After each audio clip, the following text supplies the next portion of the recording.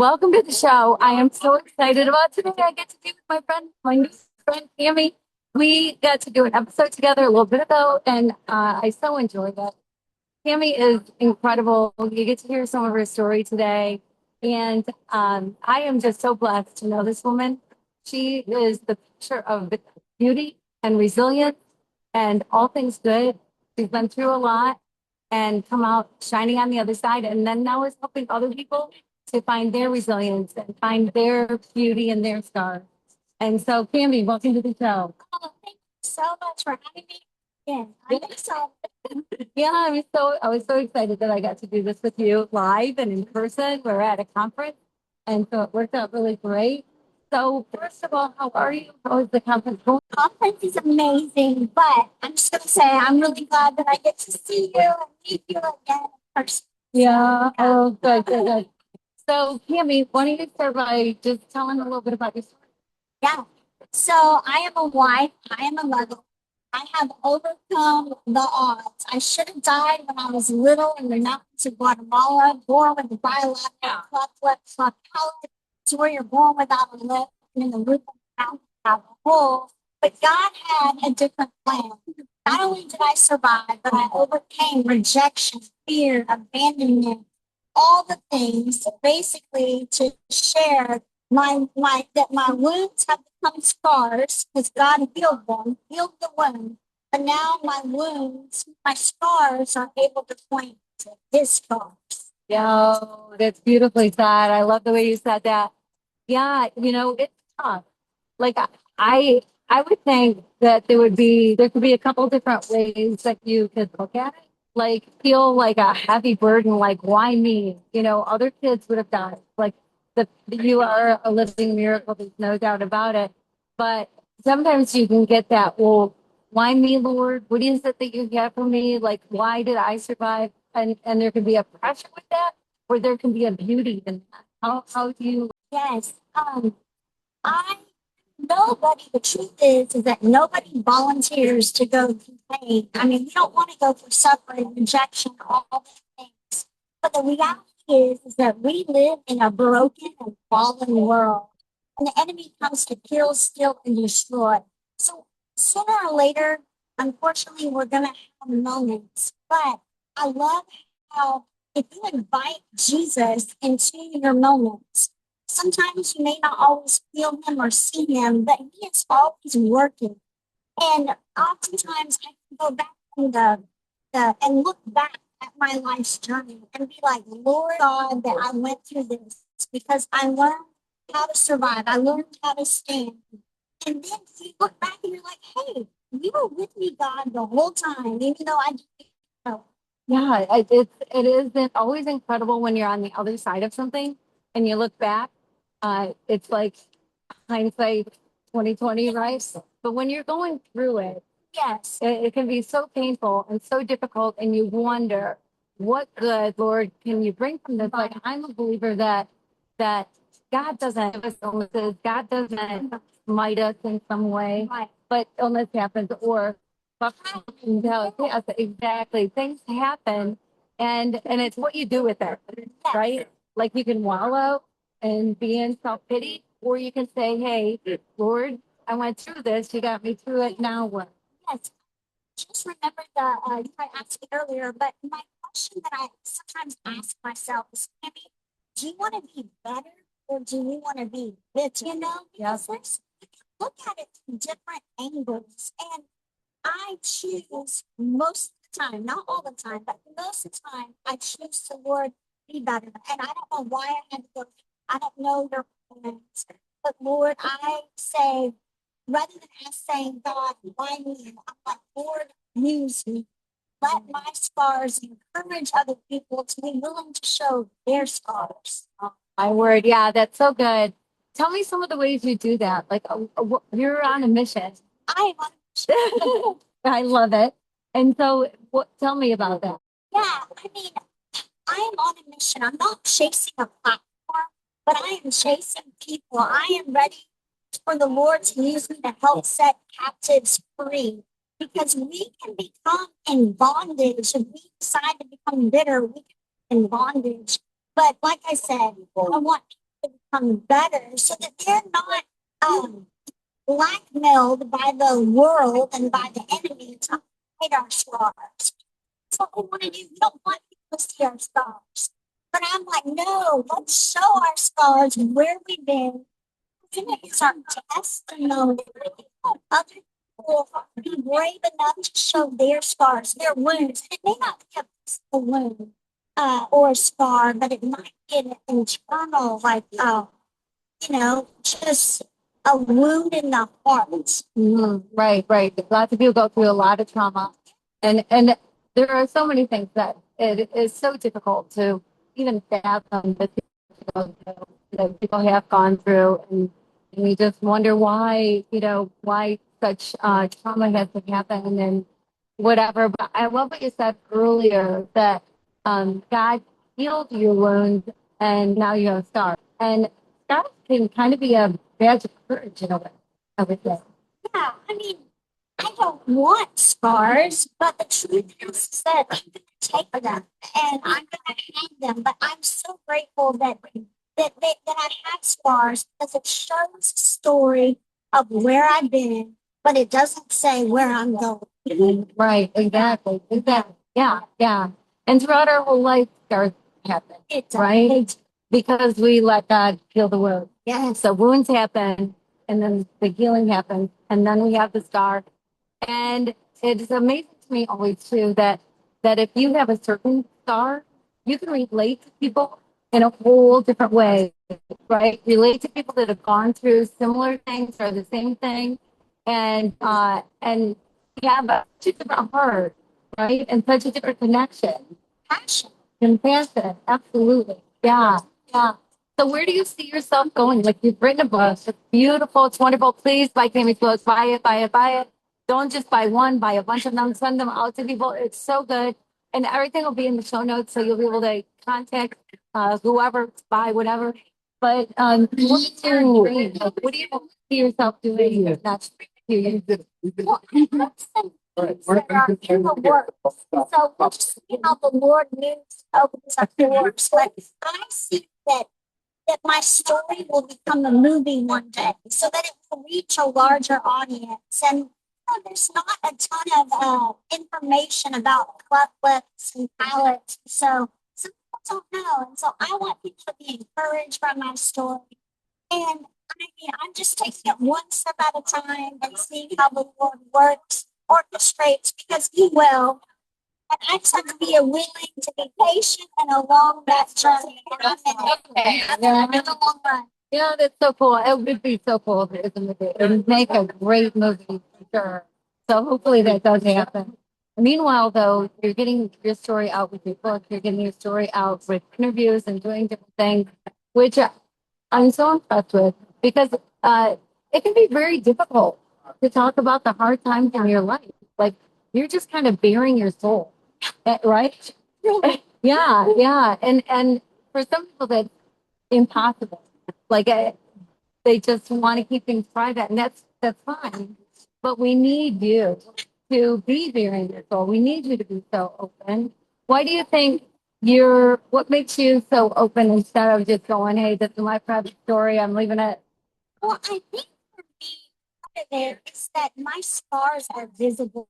I mean, I can't hide the scars on my face. I mean, people see me, they see the scars. So, I mean, it's kind of like, I mean, here I am, world. I mean, you're going to see me, you're going to see my scars. So, I might as well tell you the story behind the scars because truth is that we all have a story, and yeah. Yeah, it's so true. And then in sharing the story, you can bring healing to others, Yes. which is so good. I have to say, I look at you and I do not see a scar. Well, you're sweet. It's true. But when you were a kid, Yes. yeah, your scars weren't so wonderful to you. Right. Yeah. Yes. So I look like I do now until about the age of 5. No, sorry, about 7. And then my bone structure began to shift because I had bones in my face. And, you know, kids were normally nice with me. They would be like, hey, what happened to you? Okay, this is what happened. Let's go play. Sometimes it was the adults that would just stare and look and call me names. and think that I had a mental handicap just because of the way I looked or the way that I spoke.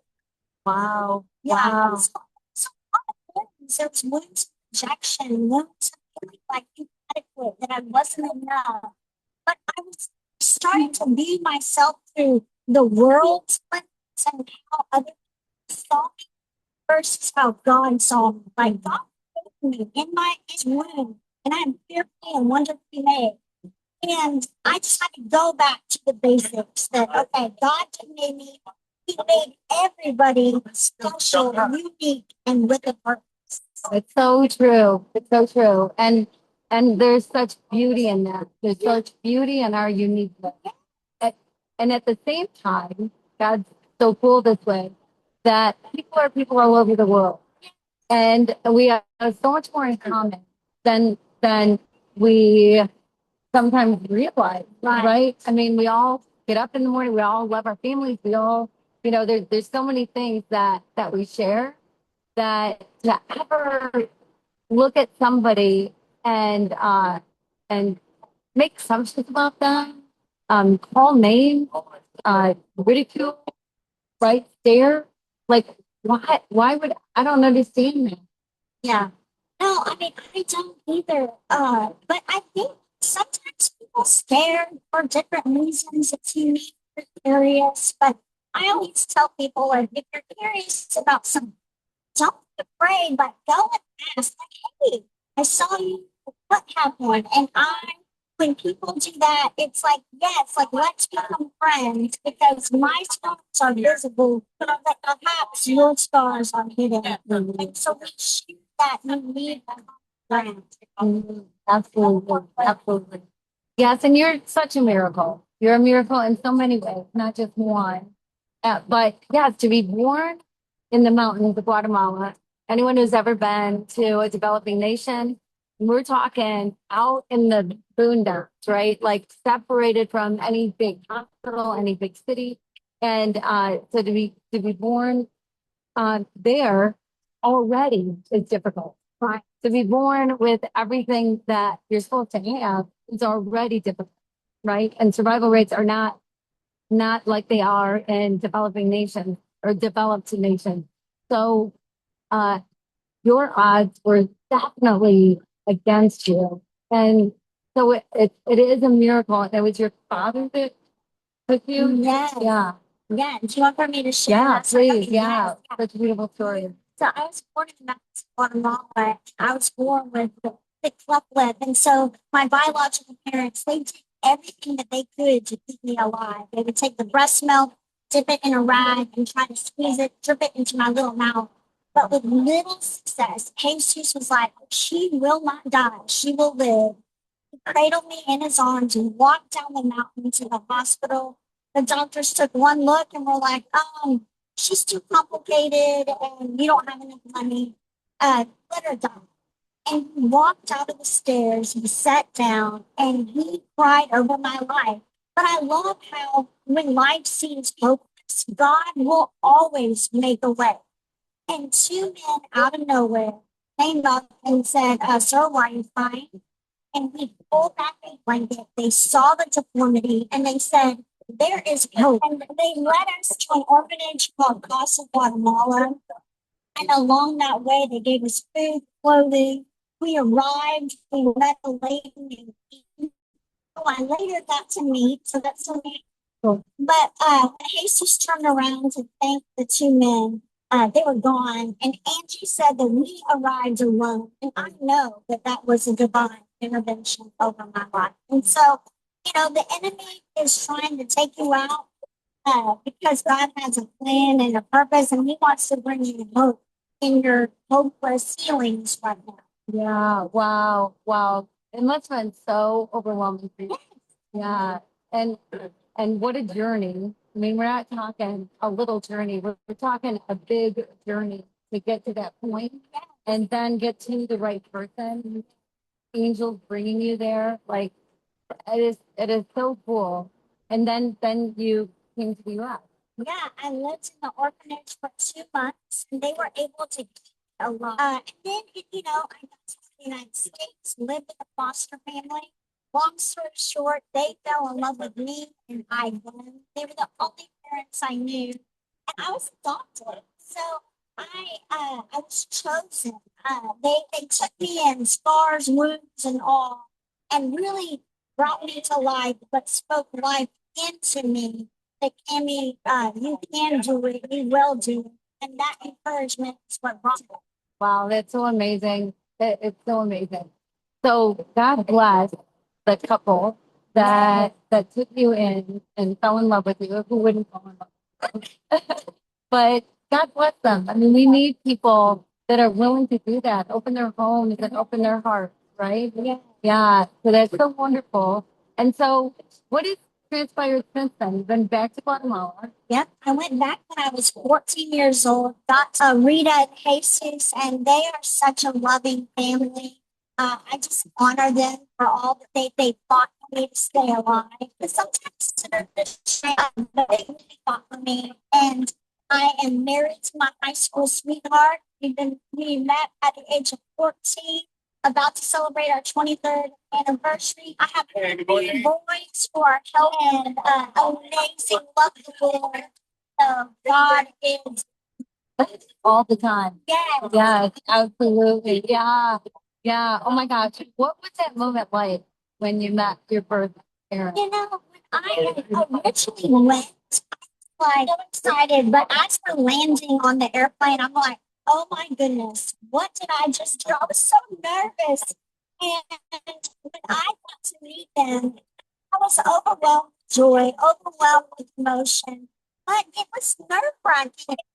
You know that they love you, but you never. Yeah, I would think there'd be a little angst there. Like, what's it gonna go? What's it gonna be like? What are they like? Yeah. But it's such a beautiful and divine moment.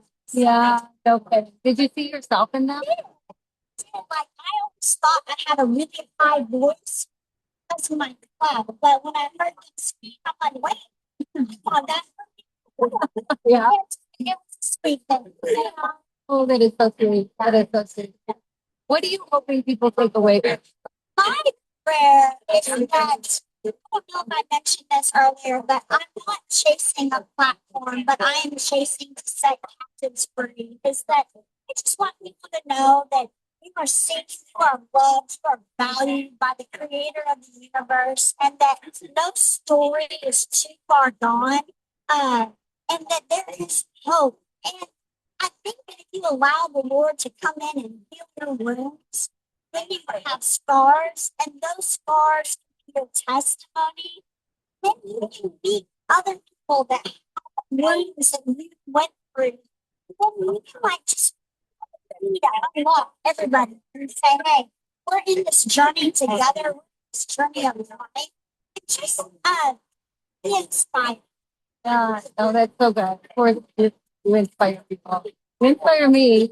And you're wonderful. And I appreciate so much your heart and your openness to share and your willingness to put yourself out there and your joy and your everything about you. I mean, congratulations, 23 years. That's amazing. Three sons. What are their names? Ethan, Caleb, and Eli. Oh, I love the names. Love.